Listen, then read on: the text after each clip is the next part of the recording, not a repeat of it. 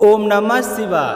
हर हर महादेव। आप सभी का स्वागत है आपके अपने चैनल शीला भक्ति स्टोरीज में। आप अपना प्यार और सहयोग हमेशा यूँ बनाए रखें। इस चैनल पर प्रस्तुत होने वाली कथाओं को प्रेम पूर्वक पूरा सुनें और लाइक करते हुए ज़्यादा से ज़्यादा शेयर करें और इस चैनल से जुड़कर हमारे इस परिवार को और भी बड़ा करने में सहयोग प्रदान करें। भगवान का आशीर्वाद आप पर हमेशा बना रहे। आज आषाढ़ मास की कृष्ण पक्ष की सप्तमी तिथि और बुधवार है, लेकिन काला अष्टमी का व्रत आज ही रखा जाएगा। तो व्रत रखने वाले व्रत इस व्रत का ध्यान रखें कि काला अष्टमी का व्रत हर महीने के कृष्ण पक्ष की अष्टमी तिथि को रखा जाता है। इस दिन काल भैरव की पूजा की जाती है, जो कि भगवान शिव के अवतार माने जाते हैं। मान्यता है कि इनकी पूजा करने से हमारी मनोकामनाएं पूर्ण होती है। यही कारण है कि हर महीने शिव भक्त काला अष्टमी का व्रत रखते हैं। अब की बार आषाढ़ मास की काला अष्टमी तिथि को लेकर भक्तों में बहुत ही असमंजस की स्थिति बनी हुई है। कोई 18 जून तो कोई 19 जून को व्रत रखने की सलाह दे रहे हैं। काला अष्टमी का व्रत 18 जून बुधवार को रखा जाएगा, क्योंकि पंचांग के अनुसार 18 जून दोपहर को 1:33 से आषाढ़ मास की कृष्ण पक्ष की अष्टमी तिथि शुरू हो जाएगी। वही 9 जून को सुबह 11:56 पर समाप्त हो जाएगी। तो काला अष्टमी की पूजा शाम को की जाती है, इसलिए काला अष्टमी का व्रत 18 जून बुधवार को रखा जाएगा। व्रत रखने के लिए ब्रह्म मुहूर्त में उठकर स्नान करें, फिर घर परिवार की मंदिर और साफ सफाई करके गंगा जल का छींटा दें और उसके बाद सबसे पहले गणेश जी भगवान को याद करें। उसके बाद काल भैरव की और शिव जी भगवान का आग्रहण करते हुए व्रत का संकल्प लें। तो भैरव को प्रसन्न चंदन का तिलक लगाएं और शिव जी को भी चंदन का तिलक लगाएं। अगर आप शिवलिंग की पूजा कर रहे हैं तो आप शिवलिंग पर भस्मी का तिरपुन करना चाहिए और एक शुद्ध घी का दीपक जलाकर काला अष्टमी की व्रत कथा सुनें और अंत में सूर्यदेव को अर्घ देकर पूजा का समापन करें। अब अपने सुनते हैं आज की कथा।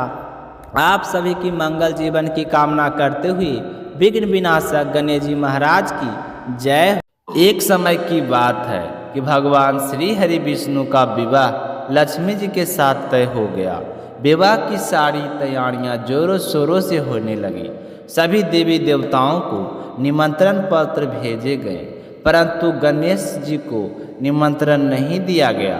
इस तरह निमंत्रण पत्र देते और शादी की तैयारियां करते करते शादी वाला दिन आ गया। व्रत जाने का समय हो गया। सभी देवता अपनी पत्नियों के साथ विवाह में उपस्थित हुए तो उन सब ने देखा कि गणेश जी कहीं पर दिखाई नहीं दे रहे हैं। तो वे सारे के सारे आपस में चर्चा करने लगे कि क्या बात है, गणेश जी को न्योता नहीं दिया या फिर गणेश जी नहीं आए। सभी को यह जानकर बड़ी ही हैरानी हो रही थी। तभी सब ने विचार किया कि चलो विष्णु जी के पास चलते हैं और उन्हीं से पूछते हैं। तो विष्णु जी के पास जाकर उन्होंने कहा कि हम आपसे एक बात पूछना चाहते हैं कि आपने गणेश जी को बुलाया नहीं या फिर अपनी इच्छा से आए नहीं। तो विष्णु जी कहने लगे कि गणेश जी के माता पिता को मैंने न्योता भेज दिया है, अगर वह आना चाहते हैं तो आ जाते, उन्हें अलग से न्योता देने की कोई ज़रूरत नहीं। दूसरी बात यह है कि उनको 1.25 मन मूंग, 1.25 मन चावल, 1.25 मन घी और 1.25 मन लड्डू का भोजन दिन भर में चाहिए। अगर हम उसे बारात में लेकर चले गए तो उन्हें इस तरह खाता देखकर सारे लोग हंसेंगे। दूसरे के घर जाकर इतना सारा खाना पीना अच्छा भी नहीं लगता है। इस तरह बर्ताव कर ही रहे थे तो किसी ने सुझाव दिया कि यदि गणेश जी आ जाएं तो क्या है, तो द्वारपाल बनाकर घर पर बैठा देना, कह देना कि तुम घर का ध्यान रखना, जिससे गणेश जी को यह नहीं लगेगा कि उन्हें बुलाया नहीं। तो विष्णु जी को यह बात पसंद आ गई और उन्होंने गणेश जी को न्योता भेज दिया। न्योता मिलते ही गणेश जी बड़े प्रसन्न हुए। सज धज कर वहाँ पर आ पहुँचे तो विष्णु जी कहने लगे कि आप घर की रखवाली करना, घर की रखवाली के लिए कोई समझदार और जिम्मेदार होना चाहिए। तो मुझे आपसे समझदार और जिम्मेदार कोई दूसरा नहीं लगा। तो यह सुनकर गणेश जी और भी प्रसन्न हुए। तो इस तरह गणेश जी को रखवाली के लिए बैठा दिया और बारात वहाँ से चल दी। नारद जी ने देखा कि गणेश जी दरवाजे पर बैठे हैं और बारात सारी चली जा रही है। तो वे गणेश जी के पास गए और पूछने लगे कि तुम बारात में नहीं जा रहे हो। तो गणेश जी भगवान कहने लगे कि मुझे तो घर की जिम्मेदारी दी गई है, कोई समझदार आदमी घर की रखवाली के लिए होना चाहिए, इसलिए मैं तो यहाँ पर रुक गया हूँ। तो नारद जी कहने लगे कि उन्होंने आपका अपमान किया है, विष्णु जी तो आपको बुला ही नहीं रहे थे। सब ने जब पूछा तो कहने लगे कि बड़े बड़े पेट, बड़े बड़े सूढ़, मोटा सारा पेट, मोटा सा कान, यह देखकर लोग हंसेंगे और ऊपर से खाते कितना है। सावा मन लड्डू, सावा मन मुँह, सावा मन घी बारात में ले जाकर मेरे ससुराल वालों को तो बदनामी होगी कि बारात में देखो कैसे कैसे बाराती आए हैं। तो यह सुनते ही गणेश जी बहुत ही दुखी हो गए और नारद जी से कहने लगे कि अब आप ही बताओ कि मैं क्या करूं। तो नारद जी ने कहा कि आप ऐसा करो कि अपनी मुश्क सेना को आगे भेज दो और उनसे कहना कि आगे जाकर सारा रास्ता खोखला कर दे, जिससे उनके वाहन धरती में धंस जाए। इस तरह परेशान होंगे तो वह आपको सम्मान पूर्वक बुलाएंगे, क्योंकि विष्णु जी भूल गए हैं कि आप सर्वप्रथम पूजनीय हैं। तो गणेश जी ने नारद जी के कहते ही अपनी मौसिक सेना को जल्दी से आगे भेज दिया और कहा कि सारी जमीन को खोखली कर देना। तो चूहों ने जैसा गणेश जी ने बोला था वैसा ही किया। जैसा ही विष्णु जी की बारात वहाँ से गुजरने लगी तो रथों के पहियों धरती में धंस गए। लाख कोशिश की परंतु पहिए नहीं निकल रहे थे। सभी ने अपने अपने उपाय किए पर पहिए नहीं निकले, बल्कि उसी में जगह जगह से टूट गए। अब किसी की समझ में नहीं आ रहा था कि क्या किया जाए। उधर शादी का मुहूर्त निकला जा रहा था तो विष्णु जी तो बड़े ही परेशान थे। तब नारद जी वहाँ पहुँचे और कहा कि आप लोगों ने गणेश जी का अपमान करके अच्छा नहीं किया है। यदि उन्हें मना कर लाया जाए तो आपका कार्य सिद्ध हो सकता है और आप पर आया यह संकट भी टल सकता है। तो शंकर भगवान ने अपने दूत नंदी को भेजा तो नंदी गणेश जी को लेकर वहाँ आ गए। गणेश जी का आदर सम्मान के साथ पूजन किया गया। तब जाकर कहीं रथ के पहिए निकले। पहिए तो निकल गए पर वह तो जगह जगह से टूट फूट गए थे। अब उन्हीं सही कौन करे। तो पासी के खेत में एक हाथी काम कर रहा था तो उसे समाचार भेजा कि सारे रथों के पहिए सही कर दो। तो वह अपने खेत का काम छोड़कर कारीगर का सारा सामान लेकर वहाँ आ गया।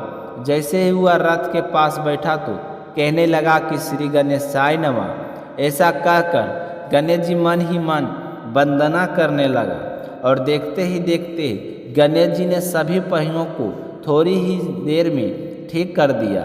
तो यह देखकर नारद जी ने कहा कि मैं आपसे एक बात पूछना चाहता हूँ कि आपने श्री गणेशाय नमः क्यों कहा। हाथी कहने लगा कि हे देवताओं, आपने सर्वप्रथम गणेश जी का नहीं बनाया होगा और ना ही उनकी पूजा की होगी, इसलिए आप पर यह संकट आया। तो नारद जी विष्णु भगवान से कहने लगे कि हमने ही गणेश जी को सर्वप्रथम पूजनीय बनाया था और आज हम ही भूल गए, तो हमसे मूर्ख और अज्ञानी कौन हो सकता है। तो यह सुनते ही विष्णु भगवान गणेश जी से माफ़ी मांगते हैं और गणेश जी की पूजा करते हैं, उनका ध्यान करते हैं। फिर सारे मिलकर गणेश जी भगवान का जय जयकार लगाते हैं। तो यह सब देखकर गणेश जी बहुत ही प्रसन्न होते हैं और नारद जी भी गणेश जी की ओर देखकर मंद मंद मुस्कुराने लगते हैं और बारात वहाँ से चल पड़ती है। फिर भगवान विष्णु और लक्ष्मी जी का विवाह बड़ी ही धूमधाम से संपन्न होकर सकुशल सारे घर लौटाते हैं। इसलिए कोई भी व्रत पूजा पाठ हो। गणेश जी की भगवान को जरूर याद करना चाहिए। ज़्यादा समय नहीं है तो एक छोटी सी कहानी सुनकर ही शुभारंभ कर सकते हैं। बोलिए गणेश जी भगवान की जय हो। अब अपने सुनते हैं भैरव बाबा की पावन कथा।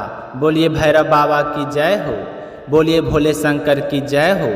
काला अष्टमी के दिन कोई भी मनुष्य अगर सच्चे मन से भगवान शिव के रुद्र रूप भैरव बाबा की पूजा करता है तो उसे ग्रह दोष से मुक्ति मिलती है। पुराणों के अनुसार जब ब्रह्मा और विष्णु में विवाद हुआ, दोनों एक दूसरे को अपना पुत्र बता रहे थे। यानी कि विष्णु जी कह रहे थे कि ब्रह्मा मेरा पुत्र है, उनका जन्म मुझसे हुआ है, और ब्रह्मा कह रहे थे कि विष्णु का जन्म मुझसे हुआ है। तो इस बात को लेकर दोनों में विवाद बढ़ गया। कहते हैं कि उसी समय उन दोनों के माध्य में एक अग्नि स्तंभ प्रकट हुआ, जिसने उन दोनों से कहा कि आप दोनों में से जो भी इस अग्नि स्तंभ का ओर या छोर पता लगा लेगा वही बड़ा होगा, वही सर्वत्र पूज्य होगा। तो यह सुनते ही ब्रह्मा ने एक हंस का रूप धारण किया और ब्रह्मा जी ने एक अवरह के रूप में धारण किया, और पितामह ब्रह्मा जी ने ऊपर और विष्णु जी नीचे की ओर प्रस्थान किया। एक समय आने के बाद श्री हरि विष्णु ने मान लिया कि इस अग्नि स्तंभ का कोई अंत नहीं है, किंतु ब्रह्मदेव किसी की कीमत पर अपनी पराजय मानने को तैयार नहीं थे। कुछ ऊपर पहुंचने पर उन्हें वहां पर केतकी नाम का एक पुष्प मिला, तो उन्होंने उससे कहा कि यदि तुम मेरा समर्थन करो, अगर तुम मेरा समर्थन करती हो तो मैं तुम्हें सबसे महत्वपूर्ण पुष्प की उपाधि प्रदान करूंगा। तो केतकी ने यह सुनकर पितामह ब्रह्मा जी की बात स्वीकार कर ली। तो पितामह केतकी के फूल को लेकर नीचे आ गए। आते ही जब अग्नि स्तंभ ने उनसे पूछा कि क्या आप दोनों में से किसी को मेरा ओवरियाँ छोर मिला है, तो भगवान श्री हरि विष्णु ने मना कर दिया कि मुझे तो आपका अंत नहीं मिला, परंतु ब्रह्मदेव ने कहा कि हाँ मुझे मिला है, और एक बात सच्ची साबित करने के लिए केतकी के पुष्प को प्रस्तुत कर दिया। केतकी ने भी पितामह ब्रह्मा जी के कहे अनुसार समर्थन किया। तब उस अग्नि स्तंभ ने एक पुरुष की आकृति ग्रहण की और प्रकट हो गए। महाकाल महारुद्र भगवान शिव ने उन्होंने पितामह से कहा कि आप असत्य बोल रहे हैं, मैं आपको श्राप देता हूं कि आप अपनी असत्य भाषा के लिए कभी भी पूजे नहीं जाएंगे। केतकी के फूल ने आपका समर्थन किया है, तो मैं उसे भी श्राप देता हूं कि मेरी पूजा में केतकी का फूल चढ़ाया नहीं जाएगा। तब पितामह ने क्रोधित होकर भगवान रुद्र का अशब्द कहने शुरू कर दिए और स्वयं को बड़ा बताने लगे। उस समय ब्रह्मदेव कहा जाता है कि पंचमुखी होते थे। तब भगवान शिव को अभ्यास हुआ कि पितामह में अहंकार आ रहा है और सृष्टि की रचना में आदि सृष्टि रचना से पूर्व ही अहंकार व्याप्त हो गया है, तो असमय ही अपूर्ण सृष्टि अहंकार के भाव से ग्रसित हो जाएगी। इसलिए उन्होंने अहंकार रूपी पितामह के उस 5वें सर को काटने का निर्णय लिया। परंतु इसमें एक समस्या थी, क्योंकि भगवान शिव जानते थे कि यदि उन्होंने पितामह का सर काटा तो उन ब्रह्म हत्या का दोष लगेगा। ब्रह्म हत्या का दोष लगते ही त्रिमूर्ति से अलग हो जाएंगे और सभी जगह असुतलन व्याप्त हो जाएगा। तो इसी कारण सोचते सोचते सर्वसमर्थ भगवान रुद्र ने अपने ही अंश के एक ऐसे विकराल गण को उत्पन्न किया जो कृष्ण वर्ण के थे, अस्थियों के आभूषण से सुशोभित थे। उस दिव्य पुरुष को देखकर, उनकी गर्जना को सुनकर ऐसा लगता था मानो लाखों भयानक काले मेघों ने जीवांत रूप लेकर गर्जना की हो, और उनकी जटाएं देखकर ऐसा प्रतीत होता था मानो असंख्य भयानक विषधर हो। उनके मस्तक पर श्वेत त्रिपुंड की 3 रेखाएं ऐसी लग रही थी जैसे चंद्रमा ने उनके लालट पर सुशोभित होने के लिए स्वयं को 3 टुकड़ों में विभक्त कर दिया। वो उन परम उग्र देवता की लंबी भुजाएं ऐसी लगती थी मानो लोह स्तंभ को भयानक अष्ट महानाग जिनका अधोपति बने इतारा रहे थे। कमर पर बांधे मोटे मोटे घुंघरुओं को ऐसी आवाज़ आ रही थी जिससे हृदय विदर्न हो जाए। उस महाकाय महावायु गण को भगवान शिव ने स्पष्ट शब्दों में कहा कि ब्रह्मदेव के 5 सर को काट डालो। इतना सुनते ही उस वीर ने आओ देखा ना, तब अपने नाखून से एक ही प्रहार से पितामह ब्रह्मा जी का 5वां सर उखाड़ लिया, परंतु वह सर उनके हाथ में चिपक गया। जब उन्होंने भगवान शिव से इसका कारण पूछा तो उनसे कहा कि यह केवल ब्रह्मा का सिर नहीं है, अपितु ब्रह्म हत्या है। इस ब्रह्म हत्या के फलस्वरूप तुम्हें श्रापित होना पड़ेगा। तुमने पितामह का सर को काटकर इस सृष्टि का अहंकार से रक्षा की है, अतः आज से तुम्हारा नाम भैरव होगा। अब तुम जाओ और इस ब्रह्मा के सिर को लेकर सृष्टि में विचरण करो, और जहाँ भी यह सिर तुम्हारे हाथ में छूटकर गिर जाए वहीं तुम रुक जाना और स्थापित हो जाना। उसके बाद भैरव ने उस सिर को हाथ में लेकर सृष्टि के चक्कर लगाने शुरू कर दिए, परंतु कहीं भी वह सर उनके हाथ से नहीं छूटा। परंतु सृष्टि के चक्कर लगाते लगाते उनकी गति इतनी दब हो गई कि वह समय भी आगे निकल गए। जब भगवान नारायण के कर्ण कुंडल गिरे और काशी नगरी स्थापित हुई, तब वहाँ पर भगवान भैरव के हाथ से पितामह ब्रह्मदेव का वह सर छूट कर गिर गया। तब भगवान भैरव वहीं पर रुक गए। तब वहाँ पर भगवान शिव प्रकट हुए। उन्होंने उनसे कहा कि यह मेरी प्रिय काशी नगरी है और आज से तुम इससे के संरक्षक के रूप में यहाँ स्थापित हो, परंतु तुम्हें इस काशी नगरी में केवल पैर के एक अंगूठे के बराबर ही स्थान मिलेगा और तुम्हें इसी ब्रह्म कपाल में भोजन करना होगा। तुम अपनी स्व गति के कारण समय से आगे चल गए थे, अर्थात तुम काल चक्र पर भी विजय प्राप्त की है, अतः तुम काल भैरव के नाम से जानो जाओगे। तुम काशी का पवित्रता और काशी के भक्तों की रक्षा करोगे। ध्यान रहे कि काशी में मरने वाले को यम स्पर्श ना करे। तब काल भैरव बाबा ने महादेव से पूछा कि इससे तो पापी कर्म के दंड से निर्भीक हो जाएंगे। तब महादेव ने कहा कि यहाँ मृत्यु प्राप्त करने वालों को यमराज तो दंड नहीं दे पाएंगे, परंतु तुम उन्हें दंड दोगे। बिना काल यातना प्राप्त किए हुए कोई भी जीवात्मा या काशी नगरी नहीं छोड़ेगी। जिस तरह वह अग्नि स्तंभ प्रकट हुआ आज समय अरुणाचल प्रदेश में स्थित है, और जिस समय पितामह ब्रह्मा जी की बकाल छूटा था वह जगह आज के समय में वाराणसी में है, जिसे कपाल मोचन कहा जाता है। बोलिए भोले शंकर की जय हो, बोलिए भैरव बाबा की जय हो। की कहानी आप सभी श्रोताओं को सुनकर कैसा लगा कमेंट करके ज़रूर बताइए। साथ ही अगर आपने शीला भक्ति चैनल को सब्सक्राइब नहीं किए हैं तो शीला भक्ति स्टोरी चैनल को सब्सक्राइब जरूर करें। मिलते हैं अगली वीडियो में, तब तक अपना ख्याल रखिएगा। जय श्री कृष्णा, राधे राधे।